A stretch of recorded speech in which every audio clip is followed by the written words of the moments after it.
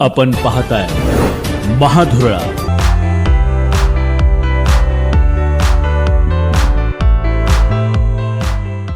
हे आहे गोकुळचं श्रीखंड. अगदी जिभेवर रेंगाळणार. जिभेवरच नाही तर मनावरही रेंगाळणार. गोकुळ श्रीखंड, मनावर रेंगाळणार.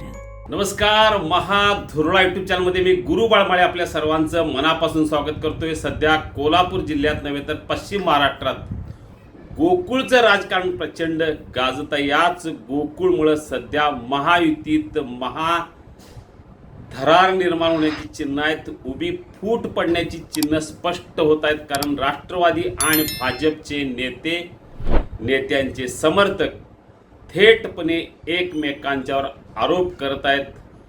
एकमेकांच्या बरोबर युती न करण्याची मागणी करत आहेत. जे संपवायला निघाले त्यांच्यासोबत आपण युती करायचं नाही असे स्पष्ट भूमिका मांडत आहेत. आणि दुसरीकडं पर्यायी काय व्यवस्था करता येते का, मित्रपक्ष नवीन शोधता येते का, हे पाहण्याचं काम सुरू झालंय. म्हणजे ज्या पद्धतीनं भाजप आक्रमक झाले त्याच पद्धतीनं हळूहळू आता राष्ट्रवादी सुद्धा आक्रमक होण्याची चिन्ह आहेत. यामुळं गोकुळवरून आता भाजप विरुद्ध राष्ट्रवादी असा थेट संघर्ष, थेट सामना सुरू झालेला आहे.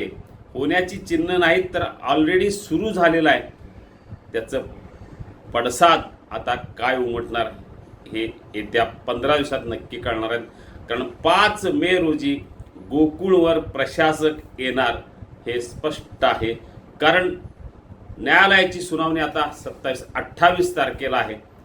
सध्या ज्या पद्धतीनं सुनावणी सुरू आहेत त्या 1108 व्यावसायिक संस्थांसंदर्भात ती पूर्ण होण्याची चिन्ह नाहीत. त्यामुळं 4 मे पर्यंत ही सुनावणी किंवा या प्रक्रिया होत नसल्यामुळं काही झालं तरी आता 5 मे रोजी गोकुळवर प्रशासक येणार. आणि प्रशासक कोण असेल? हा प्रशासक निश्चितपणे भाजपला मानणारा असेल हे नक्की आहे. कारण सगळी सूत्र आता थेट मुंबईतून मुख्यमंत्र्यांच्या कार्यालयातून हलू लागले आहेत. आपल्याला एकाच उदाहरणावरून हे स्पष्ट झालं. सुजय कदम यांची ज्या पद्धतीनं 15 दिवसात तडकाफडकी बदली झाली. आणि दुसरं अतिशय महत्त्वाचं, मुख्यमंत्री कार्यालयाला विश्वासात घेतल्याशिवाय गोकुळ संदर्भात कोणताही निर्णय घ्यायचा नाही असे स्पष्ट निर्देश दिलेले आहेत. यावरून अदृश्य शक्ती कोण, खरं सूत्रधार कोण आणि गोकुळ संदर्भात सगळे महत्त्वाचे निर्णय कोण घेणार हे सगळं स्पष्ट झालेलं आहे. याच पार्श्वभूमीवर आता आमदार शिवाजी पाटील यांनी थेट मंत्री हसन मुश्रीफ यांच्यावर आरोप केलेत. ते सुद्धा मंत्री चंद्रकांत दादा पाटील यांच्या समोर. आणि आपण राष्ट्रवादीला वगळून पॅनेल करूया, राष्ट्रवादी आपल्या सोबत नको अशी मागणी त्यांनी केलेली आहे. या उलट मुख्यमंत्र्यांच्या परवानगीने मित्रपक्षांना सोबत घेऊन आपण महायुती करूया अशी राष्ट्रवादीची भूमिका आहे. हे सगळं करत असताना आत्ता या घडीला गोकुळ आता भाजपच्या ताब्यात जाणार हे जवळजवळ नक्की झालेलं आहे. पण ते जाऊ नये, आत्ता ज्या पद्धतीनं महायुतीची सत्ता गोकुळवर आहे तीच कायम राहावी यासाठी आता प्रयत्न सुरू झालेत. याचाच एक भाग म्हणून आता भेटीगाठी सुरू झालेल्या आहेत. पालकमंत्री प्रकाश आंबेडकर यांच्या माध्यमातून, उपमुख्यमंत्री एकनाथ शिंदे यांच्या माध्यमातून हे प्रयत्न सुरू झालेत. पण सध्या जो काय वाद भाजप आणि राष्ट्रवादीत जोरात सुरू झाला आहे तो वाद मिटण्याची चिन्ह नाहीत. आणि ते मिटवण्याचं सध्या तरी शिवसेनेच्या हातात नाही. एकच आहे, सत्ता कोणाची आली तरी सत्तेत शिवसेना असणार आहे, त्यांचे संचालक असणार आहेत. त्यामुळं भाजप आणि राष्ट्रवादीचा वाद सुरू असताना शिवसेनेनं त्यात फारसं स्वारस्य दाखवलेलं नाही. त्यांचं एकच मत आहे की महायुती म्हणून आपण लढू आणि महायुतीची सत्ता आणू. या पलीकडं फारसं रस शिंदे सेनेनं दाखवलं नाही. जनस्वराज्य मात्र दुसऱ्यांच्या खांद्यावर बंदूक ठेवून शिकार व्यवस्थित सुरू आहे. कारण राग आहे तो जिल्हा परिषद निवडणुकीतला. जिल्हा परिषद निवडणुकीत राष्ट्रवादीनं आपल्या जागा पाडल्या. हाच राग अजूनही जनसुराजच्या मनात आहे. या सगळ्या पार्श्वभूमीवर आता सत्तेत जनसुराज्य असणार, शिवसेना असणार, राष्ट्रवादीला बाहेर काढण्याचा प्रयत्न सुरू आहे. एकेकाळी महाडिक गटाला बाहेर काढण्याचा प्रयत्न झाला. आता तोच प्रयत्न राष्ट्रवादीला सोबत न घेता बाहेर काढण्याचा प्रयत्न सुरू आहे, पण ती होण्याची शक्यता आत्ता नाही. काही झालं तरी निवडणुका 4-5 महिने लांबणीवर पडणार हे जवळजवळ नक्की आहे. त्यामुळं महायुतीचा प्रशासक असेल, शक्यतो भाजपला मानणारा प्रशासक असेल, तो शासकीय असेल की अशासकीय याची चाचपणी सुरू आहे. सध्या तरी ज्या पद्धतीनं हालचाली घडामोडी सुरू आहेत ते पाहता तो शासकीय अधिकारीच प्रशासक म्हणून असणार. एक नव्हे तर 3 शासकीय अधिकारी हेच प्रशासक असण्याची चिन्ह जवळजवळ स्पष्ट होत आहेत.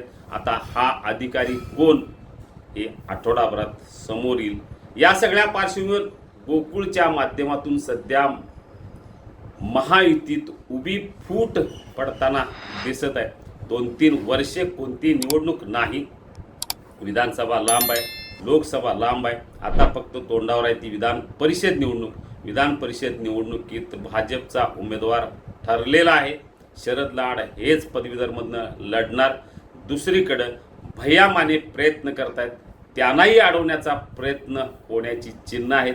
त्याची सुरुवात म्हणून गोकुळची निवडणुकीकडं पाहिलं जातं. त्यामुळे गोकुळच्या या एकूण राजकारणात मंत्री मुश्रीफ यांनाच रोखण्यासाठी सध्या भाजपचे डाव प्रतिडाव सुरू आहेत. कोल्हापूर, पुणे आणि थेट मुंबई या तिन्ही पातळीवर ज्या पद्धतीने हे डाव खेळले जात आहेत, ईडीच्या चौकशीचा फारसं पुढे आणला जात आहे. ईडीची चौकशी करावी ईडीच्या मार्फत म्हणून मागणी होत आहे. त्यासाठी काहींची नावं पुढं सुचवली जात आहेत.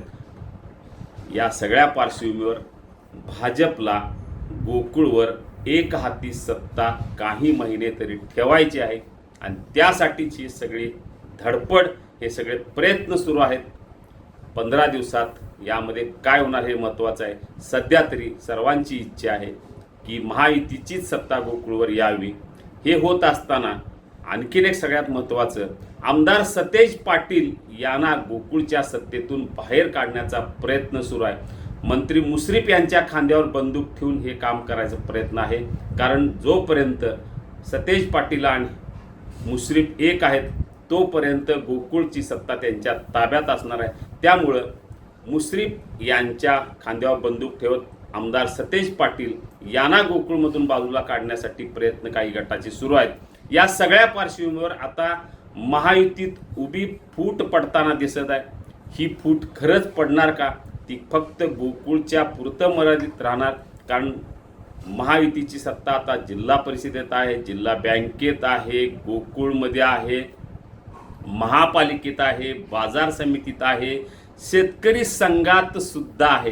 त्यामुळे अनेक ठिकाणी महायुती आता सुकानं नांदत असताना गोकुळमध्ये मात्र आता वाद सुरू झाला आहे. कारण गोकुळचं एकूण जे अर्थकारण आहे ते मोठं आहे.